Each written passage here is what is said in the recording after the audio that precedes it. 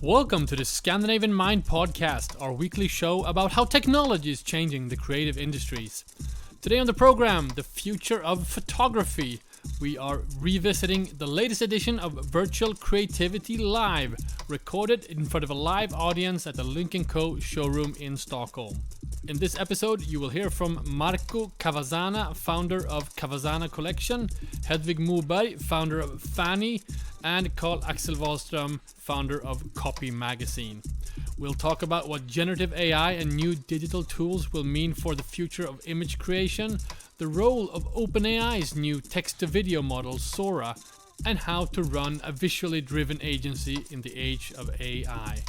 My name is Konrad Olsson, editor-in-chief and founder of Scandinavian MIND. Alright folks, this was a good one. I'm so happy to share this live panel I did with three really thoughtful thinkers about visual creativity and image creation here in Stockholm. They all run their own kind of advertising agencies or visually driven agencies, so they're in the thick of it and on the forefront of new technologies. This was the third edition of our Virtual Creativity Live series that we are hosting in the Lynk Co showroom in Stockholm. So happy about this collaboration and to be able to do these talks in front of an audience, meeting our readers and listeners here in Stockholm. And before we go on and listen to this episode, I would like to point out that the next edition of Virtual Creativity Live happens next week on Wednesday, 20th of March 2024. It's the Lynk Co showroom in Stockholm, Norrlandsgatan 10, and go to our website, visit scandinavianmind.com. You'll find the invite link there. So the next edition will be all about fashion. How will creativity in fashion change in the wake of artificial intelligence, virtual worlds, and digitization? So once again, we have gathered three leading creatives to discuss this. We have Marcus Söder, a creative fashion analyst, Julia Krantz, the founder of Magic Fabric, Rohey Derry, the fashion designer and founder of Placebo, who's been visible in our feeds and in our print issue actually from last year. Anyways, if you want to catch that conversation, be sure to show up next Wednesday at the Lynk Co showroom and meet me and the rest of the Scandinavian MIND team and listen to this fascinating upcoming conversation. If you aren't able to make it, we will air this conversation in a few weeks in this podcast feed as per usual. Alright folks, here now my conversation with Marco Cavazzana, HEDVIG MOBERG and CARL-AXEL WAHLSTRÖM from Virtual Creativity Live. It's the future of photography. Enjoy.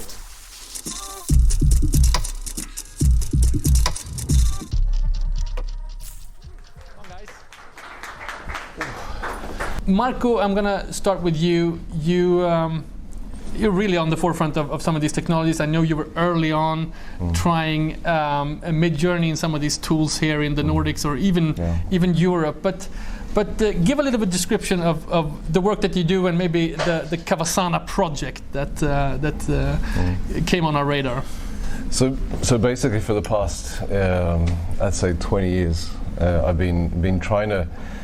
I came from the other side. So I'm an engineer, kind of on the dark side of the spectrum when it comes to creativity, and then kind of try to fuse, like the whole creative movement with technology, because I noticed that if you didn't have those two components, you just couldn't produce outstanding experiences. And for me, it was like the moment that I saw and I got access to Midjourney, it was just like even though the model wasn't beautiful, but the potential, you saw the essence of it, and then I think within a few seconds I was like, I already changed my whole website and came up with an idea and said, well, now I have to start producing more editorials than Vogue, for example. Let's if I have this in my fingertips, how can I how can I do stuff? How can I do stuff faster, better than Vogue, for example? So I started just producing. I put like a target for myself every day, new editorial, and not just like willy-nilly stuff, just really like new themes, beautiful like models, beautiful styling, and it was just like I did it for like I do it every day, and I did it for like, and then it just kind of kick-started the whole like the whole journey for me when it came to playing with Gen AI stuff, because it was just like you just knew from that moment that if the data set was improved and the algorithm was getting better, it was just like, I think we're gonna. For me, it was like the iPhone moment, you know, right. Truly. Let's get back to what that meant, but just to mention the Cavazzana project, or it's still up there. So there's still it's still a website there, you can see that. and I still update it every so often, or like every second day, every third day, and it's more like my playground for showing clients and showing the public what you can actually do. Because every day it gets better, the model gets better, you get better at using the programs, and for me it's just like, if you want to see what you can do with Midjourney, come to my website and you'll see how it's developed. Great. We'll get back to that, and I'm specifically the work with the industry that you do. But Hedvig, I'm going to bring you into this. Hedvig, you're a friend of Scandinavian Mind. You kindly lent your creativity to the second issue, which you photographed and created. You come at it from a little bit different perspective. You studied at Beckmans. You did this wonderful work where you used yourself as a persona and kind of edited yourself into this kind of a collage technique. I'm not sure, I don't think it was AI back then, this was a couple of years ago. But talk to me how you entered kind of image creation and how you used technology to do it.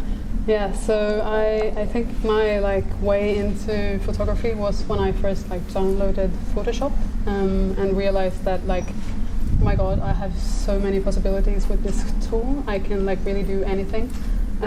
So I just kind of started to put myself onto different backgrounds, and then Google Maps came up with a 3D you can walk around. So I kind of just traveled around Google Maps. It was Corona, so I was just visiting all over the globe, and then I put myself into those backgrounds. So I think I just played around with it from a different angle than you did. And I think it's really interesting how you can use these tools to kind of create your own digital persona, and what it means for me, being able to do all of this, and how can I present myself in a digital space. You seem like you were very comfortable with sort of using these tools. Was that always the case for you? No, I actually remember the first time I kind of did my cyber wardrobe, where I styled myself digitally. I sat at Hay Hotel, just having I think I went to Beckmans Kvällskola back then. And I just started to just oh my god, I can actually style myself digitally. And looking back at those photos, it looks like shit. My edit skills was just really bad. But I think I just pushed myself to get my kind of vision out there. You also recently launched your own operation, agency called Fanny. I'm going to get back to that, but I'm going to bring in CARL-AXEL here. CARL-AXEL, you've gotten quite the recognition for the thing you're holding in your hand. I love that we're holding two print issues here, but you're still loving print. Yes. But you started a print fashion magazine with only AI-generated content, or maybe not only, but just talk about the origins of that product to begin with, so we know who you are and what you do. No, for sure. So this is the first AI fashion magazine, and the idea actually got to me a year ago, and it was with the release of Midjourney version 5, which was it shifted Midjourney into something that became more hyper realistic. So we could really see the potential.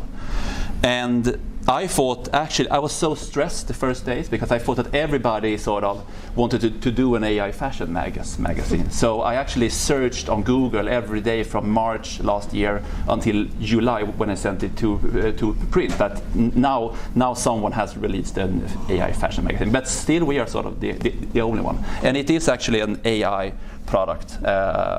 From the text, which is generated through ChatGPT, to the images, which is generated through different AI tools, but Midjourney certainly is the biggest one. What has the reception been doing this? Quite amazing, I would say. I'm not cocky, but I also I expected it because it was sort of the first, not the best, but the first. Vogue called me up right after the release, the American Vogue, and they did a whole article about it. They actually questioned sort of my view on stereotypes and fashion, so we had an interesting discussion of sort of how the data sets are also trained then on Vogue images. So that was an interesting meta discussion between us. But various media from all over the world, and it has a global distribution, so from Asia to Europe to the US. Can you say something about how you consume this differently than a traditional magazine? What happens to people when they consume this, when they know because it's very obvious, it's out in the open that it's AI generated, even though you are a person that's responsible for it. What are some of the reactions on actually consuming the content? I mean, I think in the beginning, it was released in August last year, so back then AI was something that people talked about but didn't necessarily had sort of seen. So in the beginning, the response was like, I know it's digitally, but it's not. It looks real. So it was a lot of confusion, I must say. But then also we had a lot of discussions also around sort of the responsibility when creating with AI. Sort of how is my narrative and sort of what's the focus for the magazine. So I think it was more discussions about the content rather than the technology, which I really liked because that was my focus to sort of discuss how fashion have been portrayed during the last 50, 60 years back. Got it.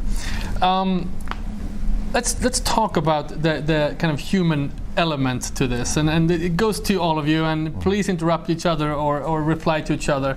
But what does it mean to be a creative? And maybe we can just add on to the magazine. What does it mean that you are a person behind this? I mean, for me, it's no difference with working with a camera or with any other type of media. For me, AI represents a tool. It's a new type of camera. It's a new type of technology. But I remember when the first digital film camera came, the Red One camera, how that sort of opened up for more moving content, for example, or when I worked as a sound engineer during the 90s, and we worked with the tape recordings, and then the digital sort of audio recordings came, and we could edit on a screen. So all these different technological revolutions have sort of accelerated creativity and made it more in the use of the public, I would say. Marco, do you agree? Is AI just a tool? Of course, I think it's just a tool, and I think like creativity is like the essence of creativity for me anyway is being able to do whatever I want when I want, and these kind of tools allow me to do that because previously you have been, kind of in a box. You have your budgets. You have like limitations that we all unfortunately have, and for me it's been like a little Pandora's box, good, bad, but it's been something that has, as soon as you've opened it, it's the limitations are on me here. There's no limitation to what I can produce at the end, and I think that's something that it's a new revolution. It's something totally different to Photoshop, 3D programs or cameras, or it's a totally different ball game. It's like I like people come to me and they say, "Oh, but Marco, I want to do this and this and that," and I say, they look at me and they go, "Oh, but is it possible?" I was like, everything's possible. Just what do you want? Yeah. And then you do it, and then they sit there with like kind of drooling and their mouth open, and they're like, can you do more? Of course, you know, it's like that's the whole thing. It's yeah. We talk about, because you have also worked with traditional photographers doing productions and that sort of thing, and now you're in this position where, because of the work that you get, you know, you attract kind of international clients wondering if you can do this stuff. Talk about the similarities between planning a traditional production and an AI production. What's the same? Yeah. I think it's like I have to address the first part. I mean, I've worked a lot with photographers. I've worked a lot with huge productions, and you know, like I sit and talk to one of my dearest friends, Morgan Norman, that we were shooting together, and you know, for me, I see him. I can do, you know, whatever I want, whenever I want. But he sits in a studio. He has his own studio. He shoots. He fixes the light, you know, and he's still being able to work. And for me, it's like, you know, I can do the transition really well because I understand how lighting falls. I understand like the symmetry, how the composition when you like of the models or whatever I'm trying to shoot. For me, it's helped me a lot. It's been a fantastic segue. I mean, people we're lucky in that way, is that when we go from, you know, photography to AI, we're spoiled because we understand that, you know, if the light is not, you know, flowing in a nice way, you can see it straight away. But the normal person just sits there and goes, oh, okay, it's such a beautiful picture. But you go, no, look at the light. It doesn't match. You know, there's something wrong with it, and we get that for free because we've done the hard yards, the traditional analog hard yards. Hedvig, you recently launched, is it called Fanny? Is that how you pronounce Fanny, it? A PHANY. Yeah, exactly. It's really new. You've been working with brands now, you know, a couple of years since school. Starting a new creative studio today, how do you think about these tools as part of your toolkit, or how big of a part of your work is it? Yeah, it's a good question, and I don't think I'm like me and my girlfriend started together, and we both have like backgrounds within AI and using it. But I don't think we're gonna actually take the same approach as maybe you are doing. I think we're gonna more try to give like AI as a tool within the creative process of putting other stuff out in the world. I think it's also like helping. I mean, you don't have to spend hours and hours on Pinterest Arena to find your like mood board or whatever. You can just prompt it into AI, and then you can show it to the client. Here's the pictures we wanna pursue with this artist or with this brand in your clothing, because that I think is since we are mainly focusing on fashion and talents. I think that's kind of a hinder. Obstacle. Yeah. Because you want to use, I mean, working at Deadwood, it's been like I've been working with AI and doing like backgrounds and stuff, but the problem is the clothes and the garments. You need to put that in somehow. We'll talk about that, because I mean, even like in your work that you did for your own kind of art projects and the work you've done with fashion brands like Deadwood, when you're using yourself, right? And in fashion, you have to have the physical garment kind of front and center. How do you thread that needle? How do you combine the two? And where is it a perfect? Is there a sweet spot? Because we're not yet there yet. You can just upload the garments into the AI. No, exactly. I think I've been really like struggling with this and questioning myself, like how can I manage this? Because we have also been like, during these times we don't have the biggest budgets, and like how can I manage to put out as much content as possible without. So AI have been like a tool that I've been using, but then coming to like lookbooks and everything, you need to kind of shoot the garment. But then I've used my old skills from like cyber wardrobe, cutting images and like cutting garments in. So I think for me and for Fanny, it's going to be like a merge of like real photography and AI. CARL-AXEL Copy is also an agency, am I right? Or you have the two kind of parts, which familiar setup. We do it ourselves. what's the ask from the market right now? When people approach you, they've seen you do the magazine, what do they want you to do? Right, so generative moving content, so AI films, we get a lot of ask for that, and we're working really much with it. Now the new model from Open AI, Sora, came, so we're super excited about testing that. But also what you talked about now, sort of how to get the products into the AI world. And there are programs now where we actually can create that.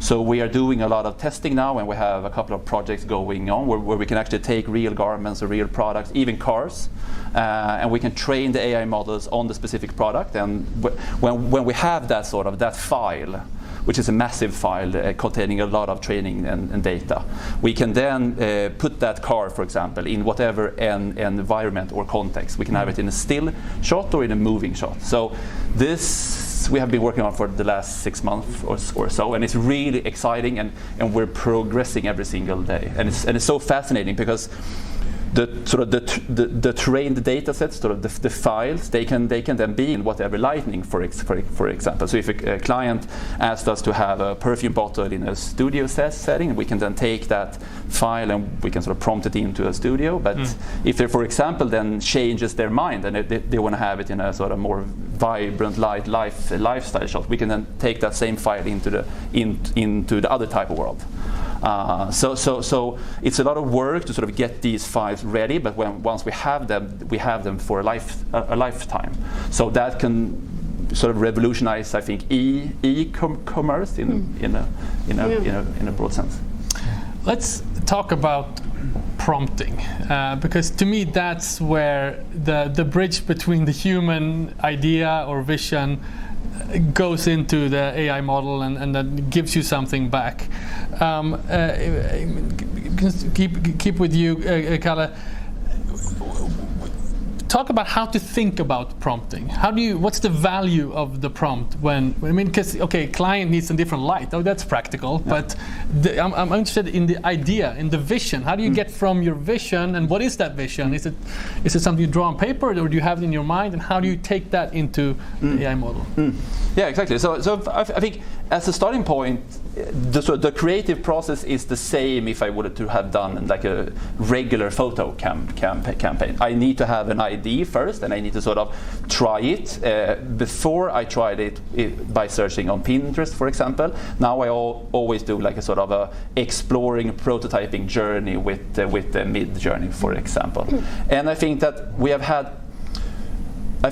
there are in some way you can be good at prompting. But to be honest, I also believe that prompting is quite like random in a way. So many of my prompts, sort of, if you were to read them, you wouldn't understand anything, because I often tend to like try to fool the AI to describe what I want in the traditional sense. If I would to have talked to a photographer or so, that doesn't really work with the AI. So you have to find other types of words, other types of descriptions. But it's also a journey together with AI. So my initial idea will probably become something else with the help of the technology, and often that is by mistake. For example, the AI misunderstands my sort of aim. But in that result, I might change it into the path that the AI has suggested me into. I think that's really interesting, because also like AI has a different way of thinking. So it's really like how I use it in the process is to like kind of put it back and forth and see what like my mind and what AI will put out together. But so what we're saying is it's not a science. It's not? It's not really a science. I mean, it's like 50-50. I think we all have our own ways of producing stuff. Yeah. And I think it's like, it can be a very short journey, it can be a very long journey, depending on what you want to get. You know, and sometimes it goes too quick, and you're wondering why.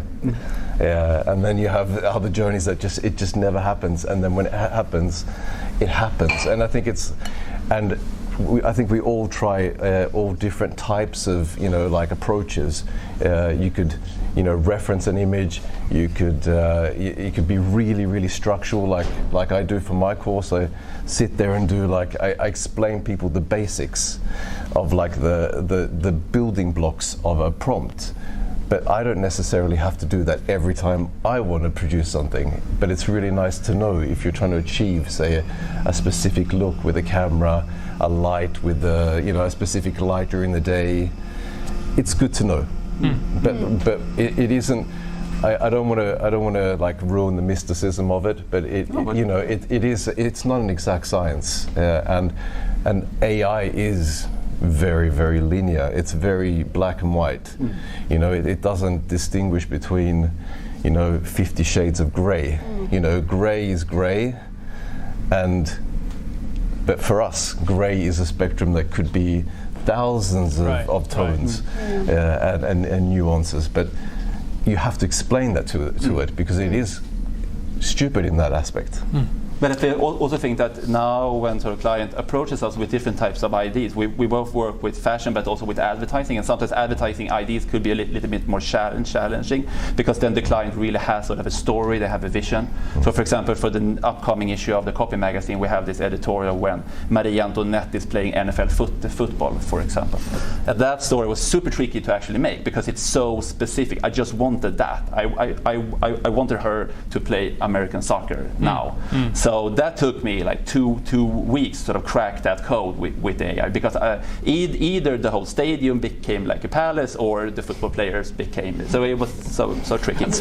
Whereas then another editorial is about men in a black and white photo setting in different studios. And with that story, sort of the challenge with the prompting was, as you were talking before, about the lightning, sort of the specifics. Right. So you can always find sort of a challenge within prompting, but sometimes it goes much faster and sometimes you have to just work on it. It was interesting you used the term prototyping. We had Gustav Winst on this little stage just before Christmas. He's a furniture designer, and he talked about the sort of the vast potentials of doing so many different types of prototypes that you can't do in the physical space, especially if you're doing furniture because they're so kind of large. Hedvig, can you recognize that? Do you do many different iterations of your thing before you arrive at the end result? For sure. It's like just going on and on and on and on, and it feels like I'm just doing the same thing. But I mean, the result is good when you finally get the sweet spot. What happens then? Because I feel that to me is the human thing. Like instigating the thing is human, exactly. But actually deciding when it's done, that's you, because the AI doesn't decide when it's done. They can iterate forever, right? So you, as the human creator, decides now it's done. So now it rhymes with either your vision or you arrive at some other point that you feel like you like. I think also for me it's like I used maybe the AI image and then I put like a photo on top of it. I like really put it into layers, and then I think I'm like searching for something in the AI image to kind of finish my other picture, if that makes sense. Yeah. But yeah, I agree. It's like that is the human factor maybe. What do you say, Marco? It's do you iterate a lot? I do. I think prototyping is actually the more you use it, the more you realize that if you're stuck and you need to produce something that's a little bit special, that means that you can't use the program, or you can't use it how it's traditionally supposed to be used. So I end up perhaps creating the picture in a totally different medium. So I achieve the result perhaps in a sketch or in Photoshop or in 3D. And then I can start bringing it into Midjourney or another platform. And then all of a sudden, I'm getting the results I want to have. And then it's just like, it's not like you read a textbook and it says, if stuck, please use another program and come in and bring it into there. It's like you have to, it's a journey. No one's going to teach you this. Even I mean, even I wouldn't remember to teach someone these kind of little tips. And you have to prototype, and the more you do it, the better you get. I mean, I think I've generated 80,000 pictures. I mean, 80,000 is ridiculous. And I have, I think, I looked at today, I have like 10,000 images that I haven't published. Right. And I just sit there like every night. No and I'm views, like, no likes on those. No. But I mean, it's like I just sit there with my daughters and like, what series should I post today? Yeah. And they're like, whatever you want. And I was like, but I can't decide. So that's the problem. You get like, you know, you can build, you can prototype, you can do that forever and ever. The computer never says stop. And it's another addiction in a way, actually. I think when we first started, I think you guys can relate to this. It's like Pinterest it had that stickiness. You sat there and just kept scrolling. Midjourney has the same kind of thing. You know, it has this stickiness that you just keep on scrolling, and you'll keep refreshing or iterating. And what's the biggest misconception or perhaps mistake people do when approaching AI and some of these technologies? I think thinking it's easy. Yeah, but I saw you. It's super easy. You can just write like a dog wearing shot by Annie Leibovitz. Wearing Fendi, and then you get the most amazing picture. I think a lot of people actually realize how hard it is when they have to actually produce something on brief. It's totally cool if we sat here with all computers and say, oh, let's do a nice little picture. We can all probably do really nice pictures, but the moment you have to do something on brief, and the client has to love it, and it has to match, you have to do a series, then you start playing in it. Then you have to put your big shoes on and then show that you can actually use the software. It is a lot tougher than you think. And I also think that I totally agree on that. But I also think that there is this sort of the magic around AI tools like ChatGPT, for example, and Midjourney, and you get so spellbound and you get so amazed often by the results you get. But the moment you try to create images or text that when you actually know sort of something about the end result, if you have made it sort of in a traditional way before, then you often become quite disappointed. Like in ChatGPT, for example, most people use it for information that they don't know anything about. So obviously you get very excited with the information that you get. But if you go into ChatGPT and you ask ChatGPT to tell you something that you know a lot about, you will become quite disappointed. And the same thing goes with Midjourney also. So I really think that this sort of the spellbound around it, it really doesn't sort of match up with if you want to do it in a professional way. Let's end with a bit of a visionary into the future. I don't know how much time you spent thinking about that, but what's going to happen? I mean, there's so much been happening just the last 12 to 18 months. What are some of the things you're excited about that's not here yet that you think is gonna happen soon? I think for me, Sora is the I think like that's the text to video tool that exactly. I think once we got to a point where like text to picture or text to image is at a beautiful stage of its development now, and you can upscale it and it hallucinates. You can get upscalers that hallucinate, that make it look just so beautiful. But the use case for that is a tiny little piece of the market. So you have like Sora is, if it actually works the way that it's intended to work, I think it will absolutely obliterate the whole industry, for real. I think it's one of the Gen AI came and Midjourney came and a lot of ChatGPT came and it took the world by storm. Sora will do the same, but it will have huge consequences. Right. It will be amazing, and it will also leave a lot of people bleeding, and I think it's a very, very exciting future.